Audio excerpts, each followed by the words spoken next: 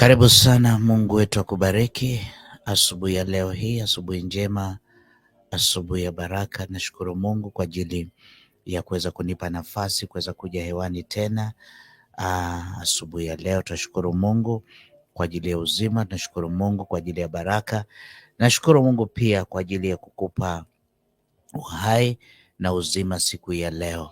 Sasa leo hii kwa majaliwa yake Mwenyezi Mungu, ningependa nikaweze kukufunza maana ya ndoto ya moto. Kuna maana 4 unapoota na moto inamaanisha nini. Nimefunza kwa vipindi ambavyo vimepita, ila somo kuhusu ndoto ni pana. Kwa hiyo leo nitakuonesha maana 4 unapoota na moto. Sasa unapoota na moto, unaweza ona moto kwenye ndoto ikiwa kwenye maeneo tofauti tofauti, kama vile unaweza ona moto kwenye ndoto. Swali la kujiuliza ni kwamba ni ujumbe upi ninapata ama ninazungumziwa nini kuhusu moto. Unapoota na moto, ni ujumbe upi unaoelezewa ama ni jambo gani ambalo unaloambiwa kuhusu moto? Sasa kitu cha kwanza ama ningependa ukaweze kuelewa, unaweza kuwa unaota na moto, unaona moto kwenye mikono yako, unaona moto kwenye kichwa, unaona moto ikichoma nyumba, unaweza kawa unaona moto ikiwa hata inachoma nguo zako. Kitu ambacho unapaswa kujiuliza ni nini hii? Ni ujumbe gani ninaopata? Ni kitu gani ninachoelezwa? Sasa jambo la kwanza ningependa ukaweze kujua, muda wote unapoota na moto, huwa Mungu anakuzungumzia na kuonesha hukumu. Kuna hukumu, kuna judgment ambao anaiachilia. Wacha nisome andiko hili ili ukaweze kunielewa vizuri. Moto inaweza kuwa inaashiria hukumu ya Mungu, especially unapoona moto ikichoma mahali inateketeza, ama hata pia inachoma document zako, inaonyesha kuna hukumu, kuna uharibifu. Kitabu cha Mwanzo sura yake ya 19, Genesis chapter 19,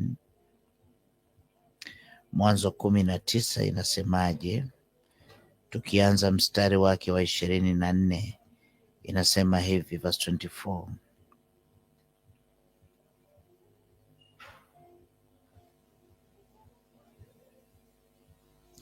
Inasema, ndipo Bwana akanyesha juu ya Sodoma na juu ya Gomora kiberiti na moto kutoka mbinguni kwa Bwana.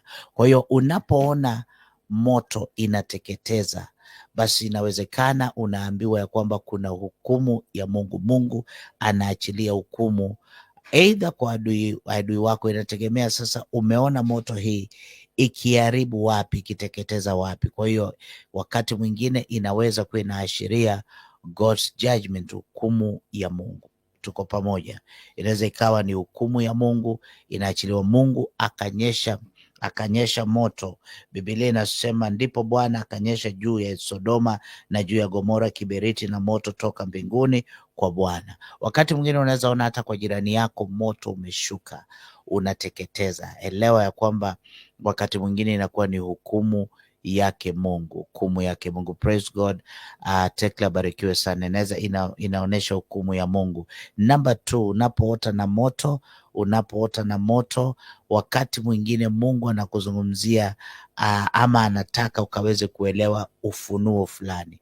Kuna ufunuo unaopewa, sio muda wote inaweza ikawa ni uharibifu, ila wakati mwingine Mungu anajifunua kwako, anataka ukapate ufunuo. Maana ufunuo ni uwezo wa kuweza kutambua vitu vilivyofichika. Ufunuo ni uwezo wa kuweza kuelewa mambo yaliyofichika. Sawa sawa. Kwa hiyo Mungu anakupa ufunuo, anataka upate revelation kuhusu jambo fulani. Kitabu ni cha Kutoka, Exodus chapter 3 verse 2. Kitabu cha Kutoka sura yake ya 3 aya ndogo 2 inasema, malaika wa Bwana akamtokea katika mwali wa moto uliotoka katikati ya kijiti, akatazama na kumbe kile kijiti kiliwaka moto, nacho kijiti hakikuteketeza. Alipoona ilibidi asonge, kwa sababu amepata ufunuo. Kuna ufunuo ambao sio wa kawaida. Malaika akamtokea. Biblia inasema malaika wa Bwana akamtokea katika mwali wa moto uliotoka katikati ya kijiti, akatazama na kumbe kile kijiti kiliwaka moto, nacho kijiti hakikuteketea. Kuna wakati unaweza ona moto ukaona moto inawaka, lakini unakuta kwamba haiteketei, vitu haviteketei. Ile inaashiria ulinzi. Kuna ufunuo Mungu anataka upate. Ndio maana Musa alisonga karibu. Lakini unapoona moto unawaka, vitu vinateketea, inakuwa ni hasira ya Mungu, inakuwa ni hukumu, inakuwa ni judgment. Jambo lingine, kitabu cha Wakorintho wa kwanza, sikiza, nataka nimaliza alafu nikuje kwa haraka sana baada ya kama dakika 3 na elewa maana ya ndoto yako. Kitabu cha First Corinthians, Wakorintho wa kwanza 3 mstari wake wa 13 inasema hivi.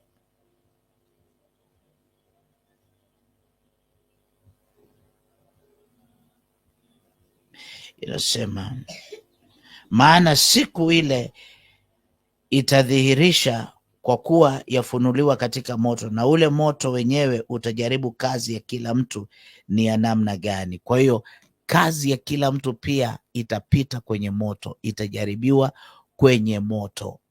Sawa sawa. Kwa hiyo Mungu anakupa ufunuo na kufichulia ya kwamba kuna ufunuo unaohitaji kupata. Sawa sawa. Unapoona moto ule hauteketezi, kuna revelation ambao Mungu anataka ukapate. Ya 3, unapoota unaona moto, Mungu anakuzungumzia kuhusu ulinzi. Kuna ulinzi, kuna divine protection, kuna ulinzi. Kitabu cha Kutoka, Mungu anakupa ulinzi. Kitabu ni cha Kutoka 13. Kutoka 13. Kwa hiyo sio kila ndoto ya moto itakuwa mbaya, ingine ni Mungu anakuzungumzia, amekupa ulinzi. Kutoka 13 mstari wake wa 21 inasema hivi.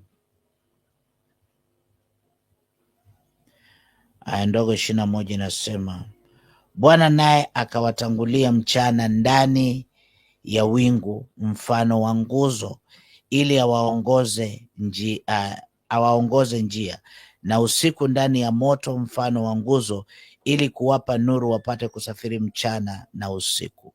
Mungu aliwapa nguzo ya moto ili wakaweze kusafiri mchana na usiku. Kwa hiyo ni ulinzi. Kwa hiyo wakati mwingine unapoota na moto, usione kwamba ni kitu kibaya. Wakati mwingine Mungu anakuzungumzia, amekupa ulinzi. Kwa hiyo hii tu ni sehemu ya ndoto kuhusu moto. Kama umeota na moto, basi ni sehemu tu yake ambayo ningependa ukaweze kuelewa asubuhi ya leo. Basi Mungu akubariki. Naomba unipe kama dakika kama 5 niweze kuandaa kipindi kingine ambacho nakuja kutafsiri ndoto yako. Hata dakika 5 ni nyingi. Nakuja na kipindi cha elewa maana ya ndoto yako kwa dakika kama 3 ama 5. Amen. Kumbuka kulike, kumbuka kusubscribe kwa channel hii. Baba, asante kwa watu wako, wasaidie, wacha wakapate ufunuo huu, na wabariki. Naomba rehema zako juu yao. Ninapokuja na kipindi cha elewa nini maana ya ndoto yako, kawasaidie. Kwa jina la Yesu nimeomba. Amen. Tukutane baada ya dakika kama 3-5. Shalom.